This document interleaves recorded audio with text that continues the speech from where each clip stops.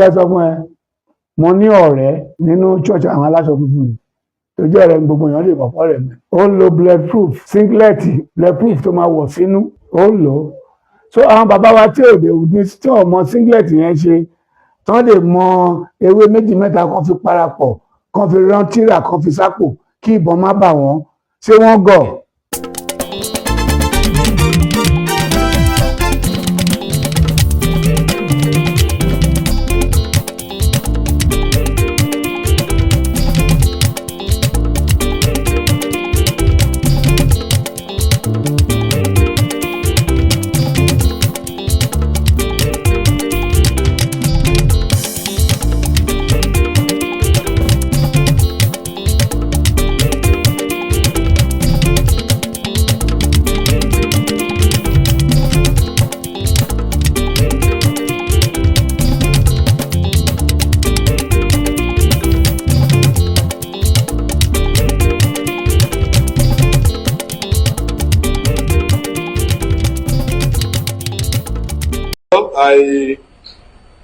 We can only appeal to them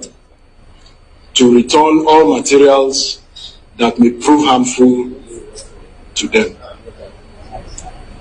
We don't expect anybody to take away those materials. We have formations within the armed forces whose duty it is to recover those things. So we also want you to disseminate to them that they should return them to the military or security locations so that we can disarm those things before they cause greater damage to the individuals who have taken them and to the other members of the public. Wọlé báyìí lákọ̀ọ́kọ́ náà ṣé kí n sọ pé àwa là ń fúlù ara wa ni àbáwọn èèyàn yìí ló ń fúlù àwa ọ̀rọ̀ yẹn fẹ́ máa rújú bákanbákan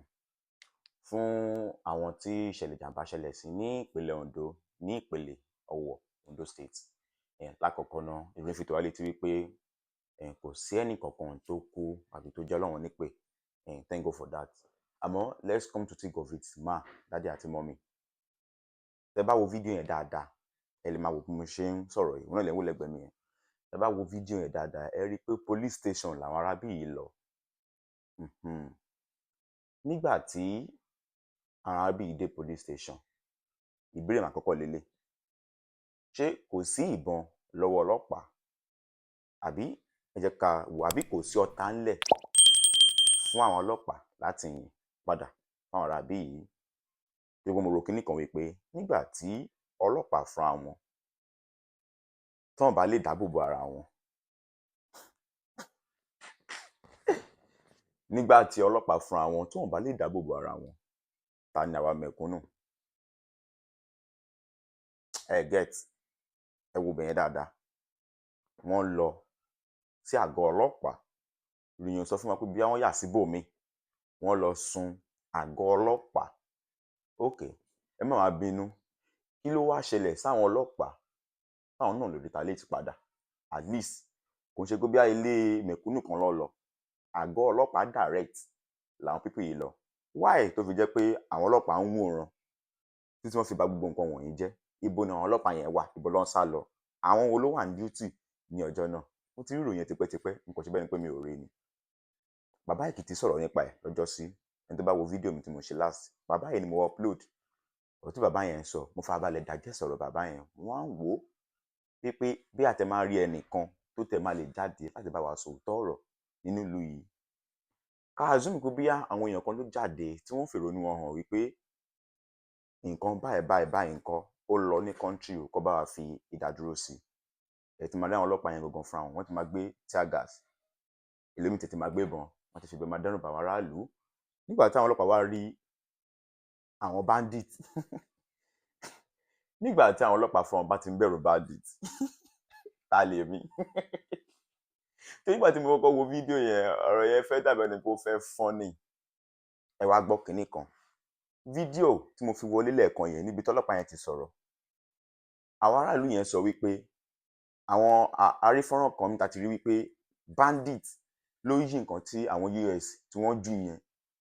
wọ́n ní bandit ló ń yí ọlọ́pàá yìí bọ́ síta ń sìn ó tún wọ́n sọ fáwọn ń sìn wípé ẹrù tí àwọn ará ilẹ̀ Amẹ́ríkà jù síbí tó explode jọ náà lọ́hùn tá a mọ̀ sí bọ́ǹbù àkàrà òyìnbó tí wọ́n jù sí bíbá níjọ́ náà lọ́hùn ó tún wá ń sọ ń ṣe wípé àwọn aráàlú Sokoto ló tún yìí. Ẹ má bínú, nígbà tí incident yẹn ṣẹlẹ̀ ṣé àwọn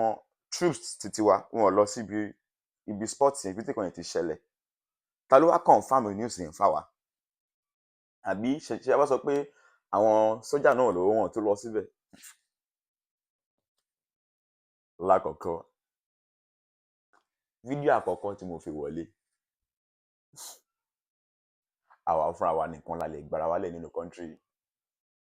kò sẹ́ni kankan tó lè gbà wálẹ̀. Although mo gbọ́ wípé àwọn ará Israel, Israelites, they are coming to Nigeria láti wá ràn wá lọ́wọ́. Okay, nígbà tí àwọn ará Israel tó ń bọ̀ láti wá ràn wá lọ́wọ́, wọ́n á gbọ́rọ̀ kan lẹ́nu arákùnrin kan. Arákùnrin sọ wípé gbogbo àwọn ará òyìnbó tó ń bọ̀ yìí, wọ́n sọ pé àwọn fẹ́ wá ràn wá lọ́wọ́ yìí, ẹ má bínú, ṣé tí àwọn pípì bá ràn wá lọ́wọ́ tán kò wá ní nǹkan tí wọ́n ní gbà rárá ni? Àbí àfẹ́ sọ pé àwọn àríyí wọn ní gbà kankan lọ́wọ́ wa, wọ́n kàn máa ràn wá lọ́wọ́ dẹ̀ máa bàbá tiwọn lọ. Nígbà tó jẹ́ pé àwa fúnra wa a lè ràn wá lọ́wọ́, dádì mi kan jáde, wọ́n pera wọn ní olóyè Chief Sunday Igboho, wípé àwọn ṣetán, àwọn àtàwọn mẹ̀wàá wọn, láti ran ilẹ̀ Yorùbá lọ́wọ́. Ìjọba ò fún dádì yìí láyè láti wá sí ìlú Nàìjíríà láti wá pín dánwò wọn. Okay, àmọ́ àwa ráyè láti lọ pé àwọn òyìnbó wá láti wá ràn wá lọ́wọ́. Ọba aládé kan lélẹ́yìí tí wọ́n jí gbé. Ọba aládé kan lélẹ́yìí tí wọ́n jí gbé ní ilẹ̀ Yorùbá. Ọba ilẹ̀ ń wo picture ẹ̀ lẹ́gbẹ̀ẹ́ mi yẹn. Ó mọ̀ wípé ọba yìí náà bá wọn sọ́ngbà kan wípé bóyá kò sí bandit kankan níbí kankan. Ọba Simeon Ọláònípẹ̀kun ti ilẹ̀ Kwara. Tẹ́ bá gbàgbé, bẹ́ẹ̀ tó bá bá mi wo fídíò mi tí màá ti bàbá Ifá-Tátálá ṣe, wọ́n ní ní ìlú Kwara yẹn wípé tá bá ṣàkíyèsí dáadáa wípé àwọn bandit yẹn mọ̀ bí tó ń lọ, ibùdó ló ń lọ, ilẹ̀ Yorùbá, àwọn ọba Yorùbá bẹ̀ lọ mú. Níjọ́ la gbọ́ pé wọ́n gbọ́ ọba Haúsá kan rí àbí ọba Fúlàní kan rí lára wọn. Ó dijọ́ tí gbogbo wa yìí bá dìde ká tó mọ̀ what next. Ṣé rí àwọn tá à ń pè wá kí wọ́n ràn wọ́n lọ́wọ́ yẹn, gbogbo wọn pátá lọ ní ìṣòro titi wọn náà táwọn náà ń dojú kọ. Gbogbo wọn ló ń wá ibi tó fẹ́ fi ẹ̀rù wọn sọlẹ̀ sí. Eléyìí fún àwọn ọba wa, ẹ má wá sí online láti máa jà, àbí kí àwọn ará yín wọ́n máa fi yín ta kite. Bẹ́ẹ̀ ni, ọ̀rọ̀ ọmọdé ìtọ̀dọ̀ mi leléyìí, 2026 láti tún mú yìí. Bẹ́ẹ̀ bá dẹ̀ kú, ọba mi ò lè jẹ́.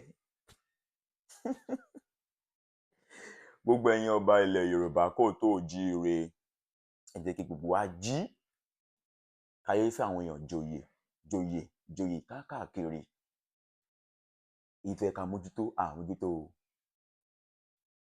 Gbogbo wa ń jó dà sọtẹ́lẹ̀ nǹkan táwọn wòlíì máa sọ nípa ọ̀rọ̀ Nàìjíríà. Ẹlòmíì ó ti jókòó tí ń wò pé sọtẹ́lẹ̀ ò lè fẹ́ ṣẹlẹ̀. Bẹ́ẹ̀ lómi ṣe gbọ́ tí alàgbà Akọgun ti ilẹ̀ Èkìtì, wọ́n sọ pé kò ní sí ìtàjẹ̀ sílẹ̀ mọ́ báyìí, ọkùnrin ti balẹ̀ torí pé ìrònú wọn ti ga sókè. Wọ́n wá wọ́n ẹni tí wọ́n bá wọn suppress ẹ̀ wálẹ̀ lọ́la ń pa fúnra wa nìkan ṣe la lè suppress ẹ̀ wálẹ̀. Ẹni tó bá ti dé bá nílùú Nàìjíríà tàdẹ̀wà yìí, Ọlọ́run nìkan dẹ̀ ló kù ká máa bẹ̀. A lè bẹ́ níbẹ̀ dìjọ Ọlọ́run nìkan lọ. Màmá kan lélẹ́yìí tó bọ́ta because ìjà yẹn wọ́n ti fẹ́ sọ̀tì ìjà yẹn dìjà ẹ̀sìn. Màmá yẹn bọ́ta wípé àwọn àáfàá Ìlọrin ló wá jó ilé àwọn. Fún àǹfààní àwọn tó bá ti wo fídíò yẹn, màá play fídíò yẹn fún wa sìn, a máa fara wo fídíò yẹn. Kí ni mo bí tí nǹkan lọ lórílẹ̀‐èdè Nàìjíríà.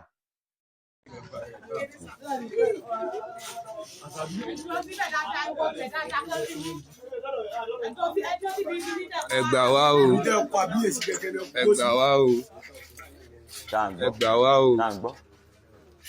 Ṣé ẹ̀ṣẹ̀ ni kéèyàn tó máa ràn yàn lọ́wọ́ ni? ẹ gbà wá o ìrànlọ́wọ́ ní ẹ̀yin ọmọ ìyá ìṣe Nàìjíríà ẹ gbà mí o o pé ká mójútó àmójútó ṣé ń gbọ́ nísàlẹ̀ kókò àwọn community ló pè mí á ní àwọn aláǹfààní àwọn òfẹ́fẹ́ ṣe nísàlẹ̀ kókò ebi ìbá sì fi ìṣẹ̀ṣe kalẹ̀ àwọn wà sùn lèmi níná mo sì lọlé ọdún wọn sọ tán ni mo lọlé ọdún lọ ṣèṣẹṣẹ nílùú mi ní í ṣe ń lẹ̀ yìí o ìlú mi ni mo ti ń sọdún mi mo lọlé mà ní màyọ eléyìí darí mà ní á pè mí lánàá pé létí ń jóná ó ti sọná sílé mi o ẹ̀yin ọmọ Nàìjíríà ẹ gbà mí o ẹ gbà mí o ẹ gbà mí ọmọ Nàìjíríà ẹ gbà mí o àwọn community ni ó lọ bá àwọn community ló pè mí pé wọ́n fẹ́ sunlé mi o ẹ ṣàánú mi ẹ gbà mí ọmọ Nàìjíríà ẹ ṣàánú mi o ẹ ràn mí lọ́wọ́ ẹ gbà mí ẹ má jẹ́ jìyà igbé o ẹ má jẹ́ jìyà igbé ẹ gbà mí o ẹ má jẹ́ jìyà igbé o tá à ń gbọ́ tá à ń gbọ́ ẹ dìde o wọ́n ti sọ dìjà ẹ̀sìn ẹ ṣàánú mi sódìjà o ẹ̀sìn ìpè ká mójútó àmójútó ṣé ń gbọ́ ẹ ṣàánú mi ẹ wo bí ẹ ti ṣe mi o ẹ wo bí lálẹ́ ọdún ni mo lálẹ́ ọdún ẹ tẹ̀lé mi tó lé mọ́ mi lẹ́rí o ẹ ṣàánú mi kò sí náà o yóò ní náà ń lé o yóò ní náà ń lé wọn tó lọ sílẹ̀ mi ni o ẹ ṣàánú ọmọ Nàìjíríà ẹ ṣàánú mi gbogbo ẹ̀yin oníṣẹ̀ṣẹ̀ ẹ̀yin ìbílẹ̀ dìde o ẹ má jẹ́ kí ìyà jẹ mí gbé o kí ìyà bá ti jẹ mí gbé ẹ̀yin tá ṣẹ̀ṣẹ̀ ojú tì yín o. à ń sọ̀rọ̀ ìdáàbòbò ṣé rí ká má pàrọ̀ tanra wa àwọn tó jẹ́ adarí wa 2026 la wà wọn ò ráyè tẹ́ anybody bí ìbò ṣe máa yọrí sí rere ní 2027 ni wọ́n lé káàkiri that is to say gbogbo à pátápátá la máa jà fún ara wa báyìí kò sẹ́nibọ̀dì tó fẹ́ jà fún wa kò sẹ́nibọ̀dì tó máa jà fún wa ìpè kí gbogbo á jí. wọ́n lọ sí odidi police station wọ́n da police station rú mélòó ní ilé mi àti àní rí kòǹgẹ́ ìbú àní rí lábu lágbára Ọlọ́run nígbà tó bá lè lọ sí police station láti lọ da police station rú báwo lè mà ti ń ṣe wá jẹ́jàre nísìnyí a gbọ́ pé wọ́n ní àwọn ìṣẹ́lẹ̀ tó ń bọ̀ yìí ṣé àwọn èèyàn onígbà kankan àbẹ̀rù pé after ìtàn bàbá àjàgùn tọkọ̀ màjọ̀ǹda kankan wọ́n máa gba nǹkan kò sí nǹkan ta lè sọ wọ́n máa gba nǹkan ilé ni mo rí tí mo rò pé bẹ́ẹ̀ kó má jẹ́ pé tí mi nìkan àbójú mi kò ṣe ní òòrì jẹ́ kí gbogbo ají o ọ̀dọ́mọdé ara mi ibi tọ́gbọ́n tèmi gbé dé mo fi ń sọ yìí jẹ́ kí gbogbo ají oníjì báyìí lọ wọ́n rò yìí mo ní pé kí n mú wá bóyá a tún máa ta wá lólobó ẹni tí ọkùnrin ti ẹlòmíì ọkùnrin ti ga débi wípé ṣe ló ń dòde àsọtẹ́lẹ̀ ní last year pé kí ló fẹ́ ṣẹlẹ̀ ní Nàìjíríà ẹlòmíì ti wọ àsọtẹ́lẹ̀ wípé nǹkan báyìí ló máa ọmọ onígbàgbọ́ lẹ́yìn lèmi náà bẹ́ẹ̀ ti jọmọ onígbàgbọ́ mùsùlùmí bẹ́ẹ̀ náà lèmi náà jọmọ onígbàgbọ́ jẹ́ ká máa bẹ̀ Ọlọ́run ká ló bá máa gbàdúrà fún orílẹ̀-èdè yìí torí àwọn pípì yóò rà lè wọ́n tẹ̀ rí tiwa rò mọ́ àdúrà ló kù báyìí àti ìgbésẹ̀ kò ń ṣàdúrà nìkan àti ìgbésẹ̀ tó ń yanrantí because nísìn la gbọ́ pé wọ́n ní ṣé kò ṣe 300 plus àbí 200 plus ni àwọn ọmọ Nàìjíríà tí wọ́n deport láti Canada ẹ bọ́ ṣe pọ̀ pàtí ìlú ràn wọ́n lọ́rùn tí ìlú bá ràn wọ́n lọ́rùn ṣé wọ́n nípa àwọn fẹ́ jápa bẹ́ẹ̀ kọ́ wọ́n sọ pé bí a ó ṣe kú 90 kíní kan mọ̀ àbí mílì tí lọ́pẹ́ lẹ́kọ̀ọ́ ìpò ṣe táwọn ṣe tún máa lé kó ní Canada àti pọ̀ jù ń bẹ̀ àti fọ́n káàsì gbogbo orílẹ̀-èdè tán pàtí ìlú tí wọ́n pàpà tí ò ti ẹ̀ rọrùn tàbá ti rìn sìn inú fu àyà fu la fi ń rìn ní ìlè jáde alẹ́ mọ́ gbogbo àlè jáde alẹ́ mọ́ àmọ́ wájú wẹ̀yìn Ọlọ́run àyọ́nú sí wa o ilé ìlẹ̀ mo rí tí mo rò pé ó mọ̀ pé ojú nìkan ṣe ni ó ti rí o ẹ̀gbẹ́ tí mi nìkan ṣe ni ó ti gbọ́. Benjamin Olúwaṣẹ́gun Olúwapamẹ́rin lórúkọ mi subscribe sí ìkànnì yìí like fídíò yìí Ọlọ́run á ṣe dáadáa fún wa àwọn tàbẹ̀ náà làwọn kó parí ẹ̀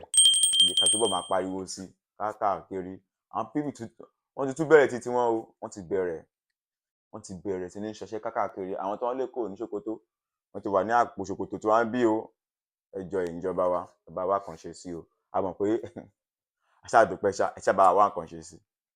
tọ́ Ọlọ́run Olódùmarè á ràn wá lọ́wọ́ o òdìjọ́ mi ọjọ́ rẹ̀ ó ti dìgbà míì ṣùn.